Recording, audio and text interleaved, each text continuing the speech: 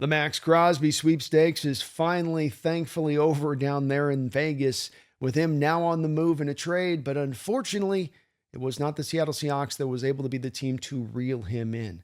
No doubt Seattle was in on this deal and trying to make it happen, as we know that they were trying to court Crosby for a long period of time, at least reportedly speaking, even with a trade deadline deal right on the edge of happening this last year, in which Seattle would have sent probably 2 first-round picks that way. But it would seem that it worked in the Raiders' favor, having waited a little bit longer on this deal to wait to the offseason to move him, as the Baltimore Ravens come in at the final hour here with a mighty offer, 2 first-round picks, including the 14th overall selection in the first round of the 2026 NFL Draft. And that certainly beats anything Seattle could have offered. If you were going to go past that, that meant that it was going to be past the 2 first-round picks, which probably would have included then maybe another first-round pick, or at least a second-round pick, and maybe even plus beyond that to get this deal done. It would have taken quite a bit more for Seattle to get this one past the finish line, and so you can understand why they didn't make this move. This was also one that was not necessarily an absolute positive need to bring in a difference maker like this. We saw that the assembly of the parts was greater than the whole when it came to the pass rush last year, but Seattle is going to probably be losing Boye Mafe in free agency, and they may end up having to cut Uchenna Nwosu as part of a cap cost-cutting move. Not to mention, we still don't know with DeMarcus Lawrence where he's standing as far as his retirement goes. So while this wasn't a move that you absolutely positively made, and no one out there, I think, in the Seahawks fandom is really going to be pushing to say we should have beat the Baltimore Ravens offer, this still is going to be something that as we walk into free agency next week and into the draft is going to maybe particularly grow to become one of the bigger needs for the Seattle Seahawks, and one where you look at a player like this in the market, and that's one of those great spots where that need could meet really going and getting a difference maker. And what would a difference maker on that front like Crosby coming off the edge, looking a Mike McDonald defense? Well, we will never know. And the Baltimore Ravens certainly look a little bit kind of almost not desperate, but it's towing the line of a little bit of desperation on this. Because when you do look at this deal, historically speaking, from a Seattle Seahawks standpoint, John's been here for a long period of time, and he's taken some of these big swings before. You went after Percy Harvin. It costed you a first and a third-round pick. That hurts. You went after then Jimmy Graham. That cost you a first-round pick plus Max Unger, who was a Pro Bowl center for you. And then we all know about the Jamal Adams debacle with the 2 first-round picks and the third-round pick. Hell, you put a kicker into that deal to have to make that one happen. You tend to have to operate a little bit more desperately rather than getting a market opportunity in these kind of deals. And that certainly has been what John's had to face on the front side of this, not to mention being able to then bask in the glow of being able to take advantage of that on deals like he was able to do with a Russell Wilson, for instance. It's also a deal that tends to hit you on 2 different fronts. You first have the front that you lose the draft capital, first-round capital, multiple first-round pick capital at that.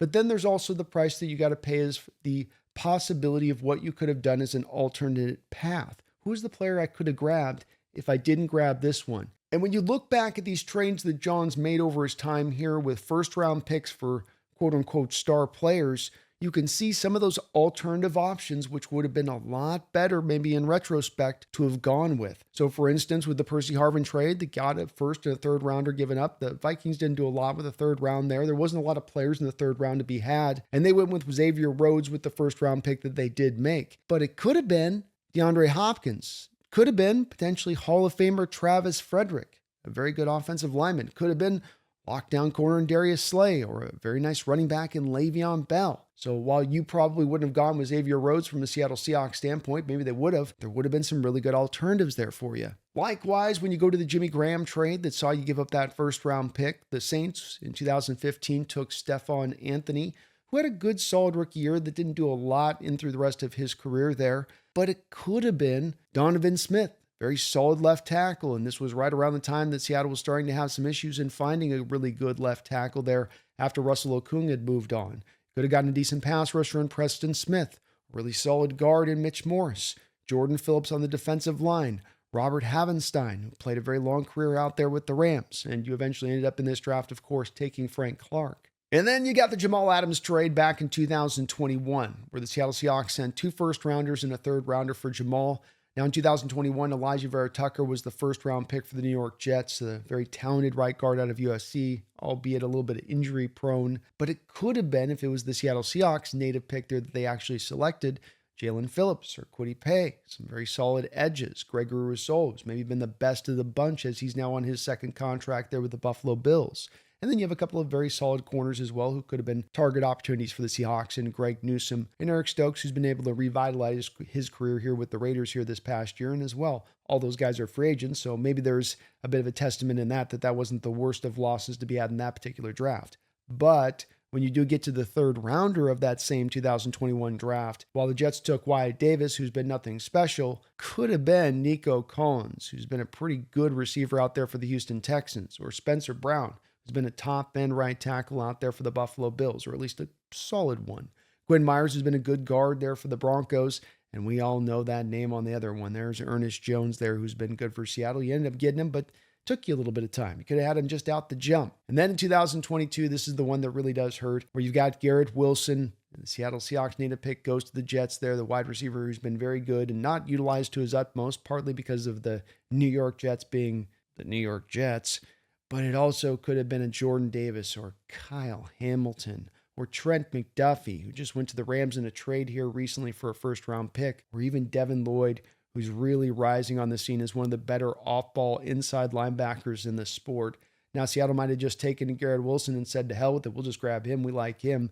But you had a plethora of different grade A options there in 2022 you could have gone with. And a lot of great options throughout all of these picks as you look through these big major trades that Seattle has made over these 14, 15-year period here with John Schneider. So from John's perspective, how could you not be looking back at these trades and saying, okay, I've got three different prongs of this I have to look at. First prong being, did the player that we get back justify the trade? Did they give us the performance for what we had to pull in to get him in here in both draft capital and a lot of times the money we had to spend? Because in Percy Harvin's case, you had to give him a contract extension after you had to trade him.